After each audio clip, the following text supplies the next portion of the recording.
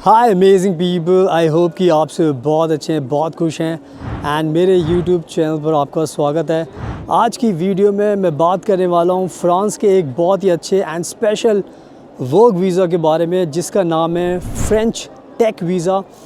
And इस visa को हम टैलेंट पासपोर्ट वीज़ा के नाम से भी जानते हैं। यानी कि अगर कभी भी आप टेक वीज़ा के बारे में पढ़ोगे, टैलेंट पासपोर्ट वीज़ा के बारे में पढ़ोगे, तो आपको ध्यान रखना है कि ये सेम चीज़ है।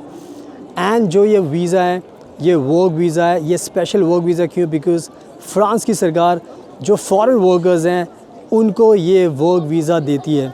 तो यानी कि ये जो टेक वीज़ा है, इसको फॉरेन वर्कर्स को टारगेट करने के लिए बनाया गया है, क्योंकि आज के टाइम में फ़्रांस के अंदर बहुत ज़्यादा शॉर्टेज है वर्कर्स की।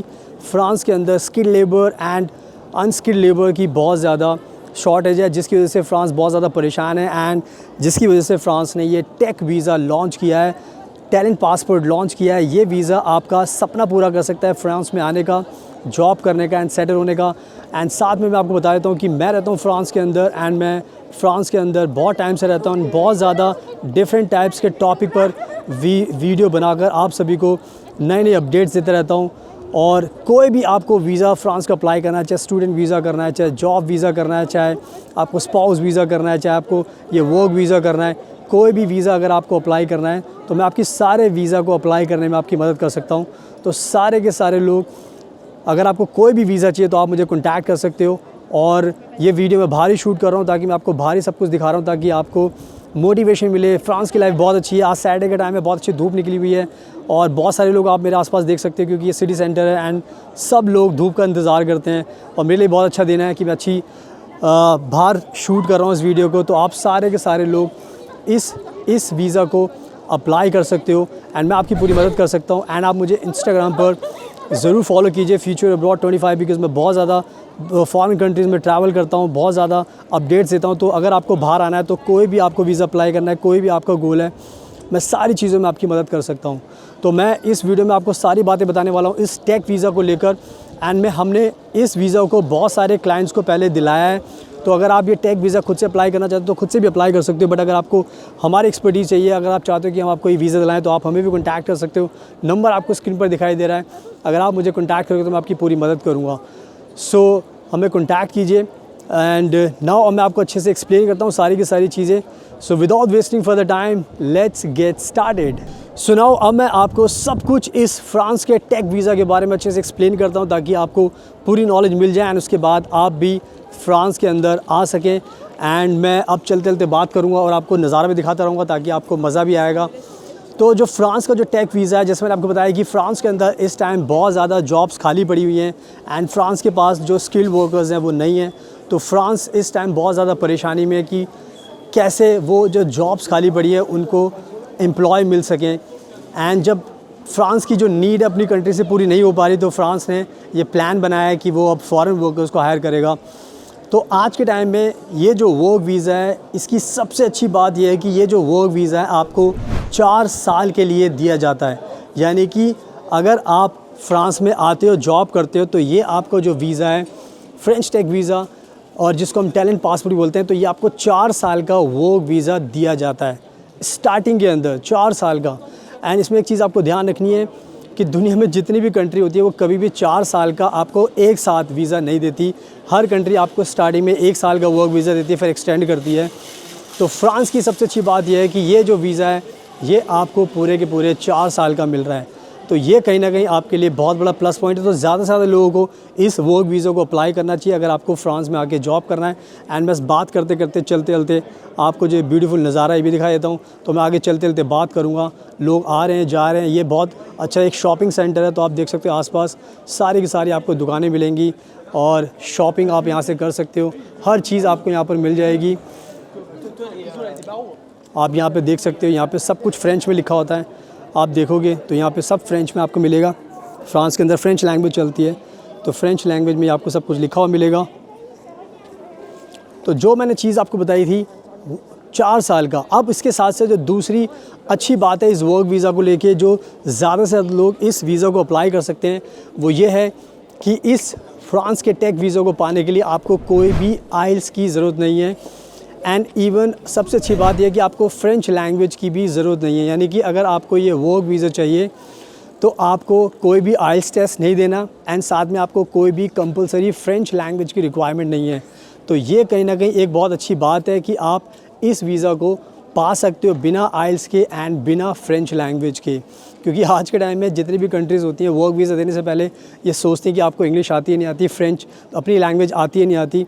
लेकिन ये सबसे अच्छी बात है फ्रांस की कि उन्होंने इस वीज़ा के लिए कोई भी आइल्स की एंड फ़्रेंच लैंग्वेज की रिक्वायरमेंट नहीं रखी। तो अगर फ़्रेंच लैंग्वेज की रिक्वायरमेंट नहीं है तो आप खुद सोच सकते हो कि आप ये वीज़ा सब लोग अप्लाई कर सकते हो, सब लोग एलिजिबल हो इस वीज़ा को अप्लाई करने के लिए।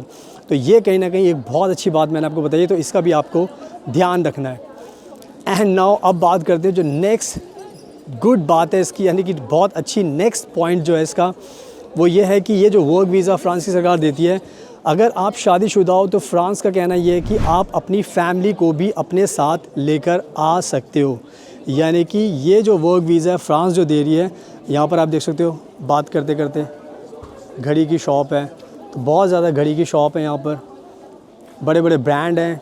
तो मैं आपको सब चीज़ें चलते चलते दिखा रहा हूँ ताकि आपको नॉलेज मिले। एंड यहाँ पर खाने की भी चीज़ें हैं, आपको फ्रांस के सिस्टम के बारे में पता ही है कि बहुत सारी चीज़ें अलग अलग तरीके की चीज़ें यहाँ पर मिलती है खाने के लिए। तो जैसे मैंने आपको बताया कि फ़ैमिली को लेकर भी बहुत अच्छी है फ्रांस की सरकार। फ्रांस की सरकार चाहती है कि जो भी मैरिड कपल हैं वो अपनी वाइफ के साथ आ सकें फ्रांस के अंदर, अपने बच्चे के साथ आ सकें, ताकि पूरी फैमिली के साथ आप फ्रांस में रह सको, ताकि आपको भी कोई दिक्कत ना हो।